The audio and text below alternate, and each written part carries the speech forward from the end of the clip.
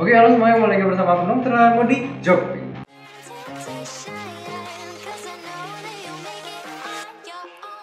Jadi sesuai yang udah ada di judul, aku di video ini mau bahas tentang Loki episode 4. Jadi kenapa aku nggak bahas episode 3 kemarin? Karena episode 3 itu apa ya, nggak banyak yang bisa dibahas gitu. Rasanya flat, dibilang boring juga enggak, dibilang bagus juga enggak, dibilang seru juga enggak. Jadi ya cuma aku agak sebelnya dari episode 3 ini adalah kenapa mereka menjadikan Loki itu menjadi bisexual gitu, biseksual.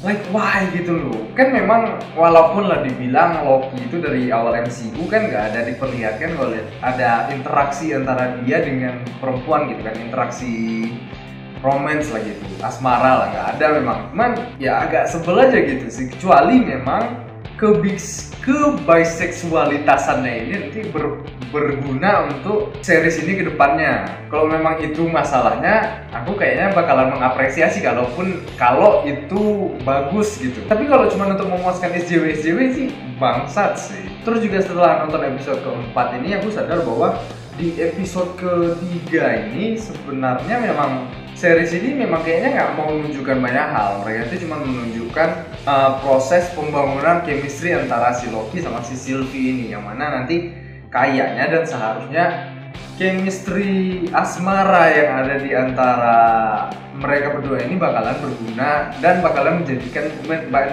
menjadi plot utama di series ini. Jadi kan sebenarnya si Loki dan si Sylvie ini nggak bisa ketahuan TVA kan, karena sesuai yang udah dilakukan sama si Sylvie dan juga yang udah didemonstrasikan sama Loki ini, bahwa kamu mau ngapain aja di lokasi yang memang seharusnya lokasi itu udah di bumi hanguskan, seharusnya keberadaan kalian itu nggak akan terdeteksi oleh TVA. Tapi entah kenapa si Loki dan si Sylvie ini ketahuan sama TVA, dan ketahuannya itu setelah muncul semacam sentimen antara mereka berdua ini, dimana waktu mereka saling berpegangan tangan lah ya, karena menurut mereka itu udah nggak ada cara lagi lah bisa kabur, mereka udah pasrah mau mati gitu, mereka pegangan tangan dan semacam ada perasaan benih-benih cinta mulai tumbuh di antara mereka. Itu barulah di situ muncul nexus event dari TVA itu, baru terdeteksi lokasi mereka.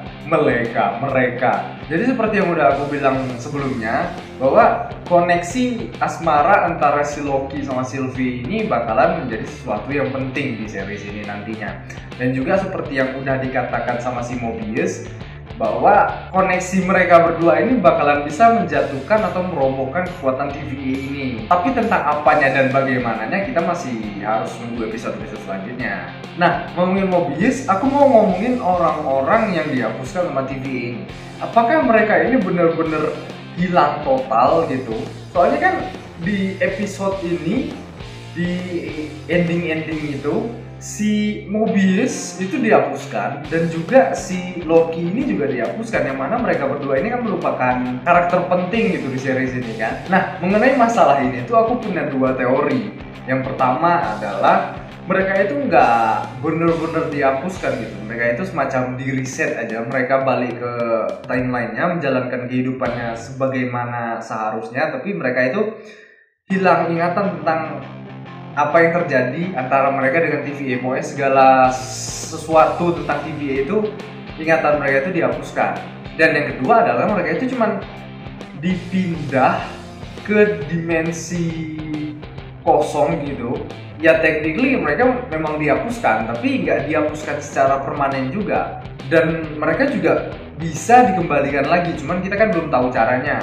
Buat yang masih belum ngerti, itu sama kayak ini jentikan jarinya Thanos itu kan, waktu Thanos itu jentikin jari kan pada hilang semua kan itu, tapi akhirnya diketahui bahwa bisa dikembalikan gitu dengan syarat dan ketentuan tertentu. Bahkan si Peter Parker juga ceritakan bahwa dia ngerasa itu kayak cuman tidur 5 menit, padahal di waktu yang sebenarnya itu sudah berjalan sekitar 2 tahun apa 5 tahun ya, pokoknya udah bertahun-tahun, tapi yang dirasakan sama si Peter Parker ini cuma 5 menit gitu.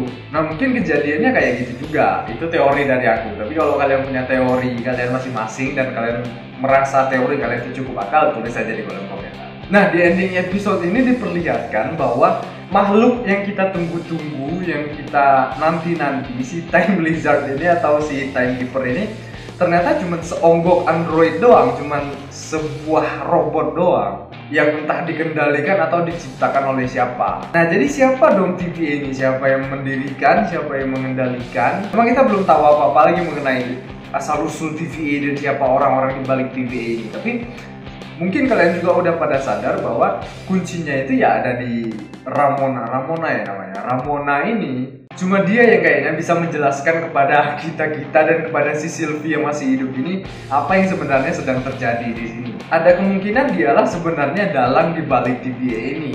Tapi menurutku pribadi itu kemungkinannya kecil karena waktu di awal episode ini diperlihatkan bahwa dia itu kan zaman waktu si Sylvie ini masih kecil, dia yang ngambil si Sylvie nih. Jadi dia itu pada masa itu dia pangkatnya masih semacam tentara gitu. Jadi belum menjadi petinggi atau kayaknya ketua TVA sekarang. Tapi menurutku walaupun kemungkinannya itu kecil, kemungkinan itu pasti tetap ada.